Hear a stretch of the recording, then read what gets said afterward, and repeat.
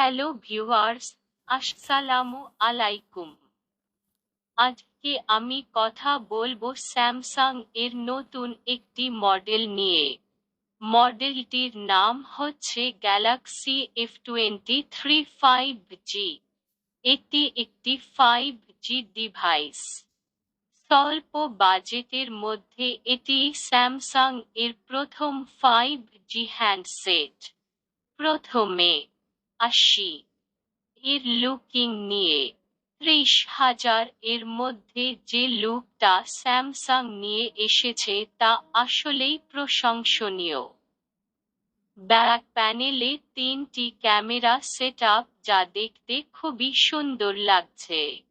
তবে plastic body হলেও বডিতে অ্যালুমিনিয়ামের মতো ফিল হবে।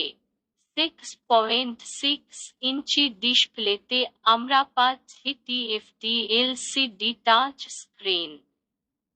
যদিও এই বাজেটে স্যামসাং এমোলেড ডিসপ্লে দিতে পারত, তবে সেই আশাটা 120 হার্জ রিফ্রেশ রেট দিয়ে মিটিয়ে দিয়েছে। 120 হার্জ রিফ্রেশ রেট দিয়ে ফোনটিতে টাচ কমান্ড দিয়ে খুব ভালো এক্সপেরিয়েন্স পাবেন।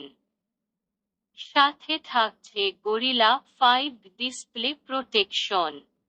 ডিভাইসটির লেন্থ হচ্ছে 165.5 মিলিমিটার, ওয়াইডে 77 মিলিমিটার এবং পুরুত্ব হল 8.4 মিলিমিটার, যা হাতে ভালোই কমফোর্টেবল লাগে। এবার আসি ক্যামেরা সেটআপ নিয়ে। Triple camera setup. মেইন ক্যামেরায় থাকছে 1.8 এপারচারের 50 মেগাপিক্সেল, 2.2 এপারচারের 8 মেগাপিক্সেল আল্ট্রা ওয়াইড এবং 2 এপারচারের 2 মেগাপিক্সেল ম্যাক্রো লেন্স, যা দিয়ে ডে লাইটে খুব ভালো ছবি তোলা যাচ্ছিল। কয়েক দিনের ব্যবহারে ক্যামেরা বিষয়ে তেমন কোনো অসুবিধা পাইনি। সেই সাথে রাতের বেলাও ভালো ছবি তুলতে পেরেছি এবং 2.2 এপারচারের 8 মেগাপিক্সেল সেলফি ক্যামেরা এই বাজেটে তেমন ভালো মানাচ্ছে না। তবে এই 8 মেগাপিক্সেল দিয়ে মোটামুটি ভালো মানের ছবি তুলতে পেরেছি। স্ন্যাপড্রাগন 750G 8 ন্যানোমিটার প্রসেসর এই ডিভাইসটিকে আরও উন্নত লেভেলে নিয়ে গেছে।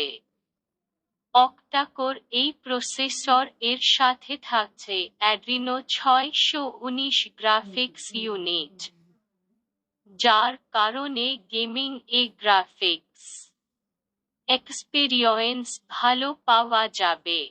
ডিভাইসটিতে অপারেটিং সিস্টেম হিসেবে থাকবে অ্যান্ড্রয়েড 12, যা অ্যান্ড্রয়েড 14 পর্যন্ত আপডেট করা যাবে এবং 4 বছর পর্যন্ত সিস্টেম আপডেট করার সুবিধা থাকবে। ফ্রি ফায়ার এবং পাবজি লাভারদের আরও একটি সুখবর হচ্ছে এর পাওয়ার কুল টেকনোলজি, যা ডিভাইসকে অতিরিক্ত গরমে অটোমেটিক ঠান্ডা করে দিবে।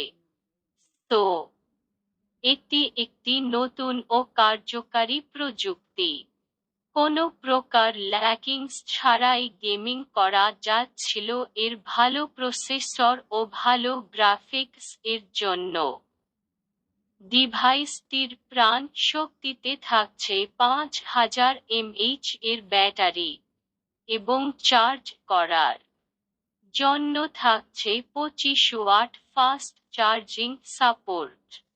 কিন্তু দুঃখের বিষয়, বক্সে কোনো চার্জার পাবেন না, তাই কিছু টাকা সাথে নিয়ে যাবেন যাতে আসার সময় আলাদা করে চার্জার কিনে নিয়ে আসতে পারেন। 25 ওয়াট অরিজিনাল স্যামসাং এর চার্জার এর জন্য খরচ হতে পারে 1600 টাকার মতো।